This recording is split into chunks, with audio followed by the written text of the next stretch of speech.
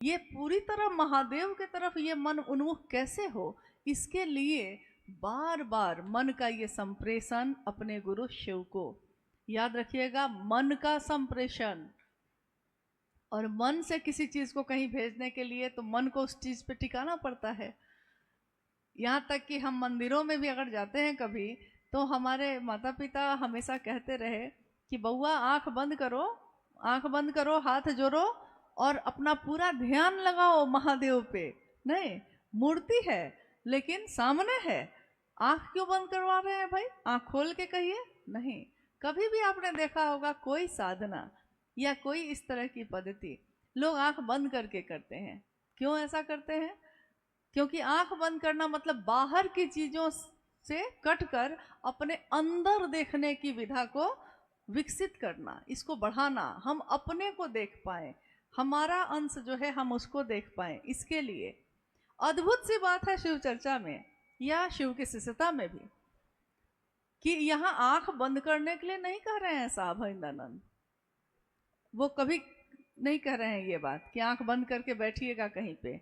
वो कह रहे हैं कि मन ही मन अपने गुरु शिव से दया मांगिए, और ये दया मांगने का जो तरीका है ये दुनिया में आप कोई भी काम करते हुए कर सकते हैं। खेत में खेती करते हुए, घर में खाना बनाते हुए, सफाई करते हुए, रोड पे जाते हुए, फैक्ट्री में काम करते हुए, ऑफिस में बैठे हुए, बिजनेस करते हुए, दुनिया का कोई भी काम करते हुए हमारा मन तो उससे जुड़ा ही होता है जो मेरा अपना होता है। और महादेव मेरे अपने हो जाएं, हुए नहीं हैं, होने की कोशिश में हैं, हो जाएं, इसके लिए बार बार पहला सूत्र जो है उसको, उसकी आवृत्ति ली जाती है। जैसे गाड़ी जो चलती है, पहला गियर अगर उसका नहीं लगाइएगा तो उसके बाद दूसरा, तीसरा, चौथा, पांचवा कोई गियर नहीं लग सकेगा। पहला गियर साइलेंट होता है, पहला गियर ऐसे लगा के लोग छोड़ देते हैं, उसके बाद दूसरा तीसरा गियर लगाते हैं। गाड़ी चलाना मतलब हम थोड़ा सा सीखे थे, ज़्यादा नहीं, लेकिन उसमें मैंने देखा था यही, साहब ने भी यही कहा कि दया मांगना यानी शिव शिष्यता के भाव में अपने मन को ले जाने की पहला कदम, पहली प्रक्रिया। महादेव से दया मांगना अगर मन सीख जाता है तो फिर क्या होता है? दूसरा सूत्र शिव की चर्चा, दूसरों को समझाना और बताना ताकि मेरा मन भी समझ सके। कभी कभी आपने ये पंक्ति सुनी होगी, दो धारी तलवार है, दो धारी तलवार है, तो लोग कहते हैं दो धारी तलवार मतलब तलवार तो काटती है, लेकिन ये दो धारी तलवार काटती नहीं है, जोड़ती है, दोनों को एक साथ प्रभावित करती है, जो बोलता है उसको भी, जो सुनता है उसको भी, दोनों के मन को शिव भाव से आप्लावित करती है। शिव की चर्चा स्वयं को और समूह को, यानी जो सुन रहा है उसको भी, जो बोल रहा है उसको भी, अगर दोनों को शिव भाव से आप्लावित ना करे तो शिव चर्चा का कोई फायदा नहीं। अगर मेरे मन को ही नहीं डुबा सका वो महादेव में, घेरे में ही नहीं ले जा सका महादेव के, तो क्या फायदा हुआ? कोई फायदा नहीं। शिव की चर्चा शिव के लिए करना, आज तक तो हम लोगों ने सुना था अपने लिए करना, दूसरे के लिए करना, बेटा के लिए, बेटी के लिए, परिवार के लिए करना, महादेव के लिए करना। क्या हम ऐसा कर सकते हैं? क्या हमारे ये करने का कोई परिणाम है? करके तो देखना पड़ेगा इसके लिए। मिठाई मीठी है, खा के देखना पड़ेगा। ट्रेन मिलती है जाने के लिए, ट्रेन पकड़ना पड़ेगा इसके लिए। परिणामदायक है ये, इसके लिए करना पड़ेगा।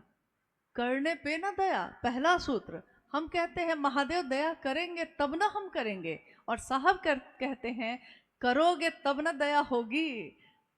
इंतजार में बैठे हैं कि महादेव दया करेंगे तब हम जाएंगे, और साहब कह रहे हैं कि करिए तब ना दया होगी। दया होगी किस पे? शिष्य पे ना, तो शिष्य जब करेगा तभी ना दया होगी। तो पहला सूत्र और दूसरा सूत्र दोनों शिव के घेरे में नहीं हो तो नहीं कर सकते। तीसरा सूत्र शिव को प्रणाम करना।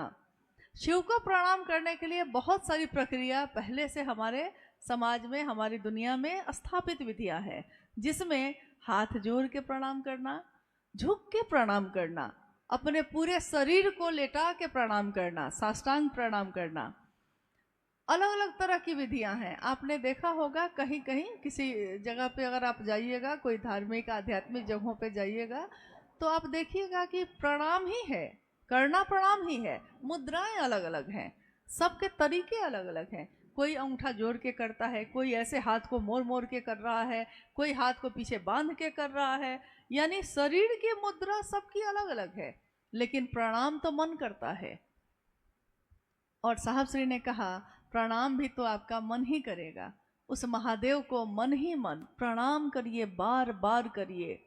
एक पत्थर पे पानी फेंकिए, पत्थर का कुछ नहीं बिगड़ता है, लेकिन अगर बूंद बूंद, एक एक बूंद उस पत्थर पे लगातार अनवरत, एक बूंद पानी की कुछ नहीं बिगाड़ सकती किसी का, लेकिन लगातार उसका अभ्यास, लगातार उसका गिरना, निरंतर ये प्रक्रिया एक दिन उस पत्थर को भी फाड़ देती है। और हमारा आपका मन जो इतने संवेदनाओं से घिरा हुआ है, इतने एहसास है उसमें, प्रेम, सहानुभूति, करुणा को महसूस करता है, उस मन में महादेव के लिए ये तीनों सूत्र करना धीरे धीरे हमारे बिखरे हुए मन को जो चारों तरफ फैला है, सीधे महादेव के तरफ उन्मुख करता है। संसार में इसको कहते हैं गुरुमुख होना। गुरु का के तरफ मुख का होना नहीं, मेरे मन का गुरु के तरफ उन्मुख होना। तो ये तीनों सूत्र इसमें मदद करते हैं। और जैसे ही हमारा मन पूरी तरह उन्मुख हो जाता है, तो ये अस्थाई शिष्य भाव लगातार हमारे मन में अस्थाई, अब बाहर से कुछ भी होगा ये बदलेगा नहीं। अब महादेव देंगे कि नहीं देंगे, बदलेगा नहीं। हम ना अपना बेटा अच्छा है कि बुरा है, हम बेटा नहीं बदलते हैं। मेरा पति अच्छा है या बुरा है, हम पति नहीं बदलते हैं। मेरे अपने माँ बाप कैसे हैं, हम अपने माँ बाप को नहीं बदलते हैं। लेकिन जैसे ही हमारा रिश्ता कमजोर होता है उस ईश्वर से, तो हम ईश्वर बदलने लगते हैं, हम धर्म बदलने लगते हैं, हम रास्ते बदलने लगते हैं। लेकिन अगर हमारा मन उस महादेव पे टिक जाए, एक बार टिक जाए, एक प्रणाम हो जाए महादेव को, फिर वो हिल भी नहीं सकता। क्योंकि अब महादेव ने हमको आपको पकड़ लिया है। हम अपनी तरफ से पकड़ते हैं तो छूटते हैं, कभी छूट जाते हैं, कभी हाथ छूट जाता है।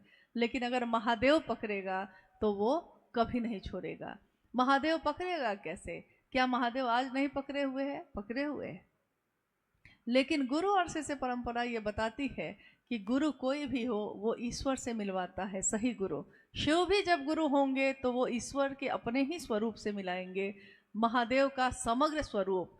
तीसरा सूत्र में जब हम नमः शिवाय से प्रणाम करते हैं, नमः शिवाय मंत्र शिव के समग्र स्वरूप को प्रणाम निवेदित करने की अनुपम विधा है। ऐसी विधा जो शिव के संपूर्ण स्वरूप को प्रणाम करती है एक साथ। तो ये तीनों सूत्र जो सुनने में या कहने में बहुत आसान लगते हैं, ये दुनिया का सबसे कठिन काम है। लेकिन आपके हमारे निरंतर अभ्यास से ये एक दिन हो जाता है।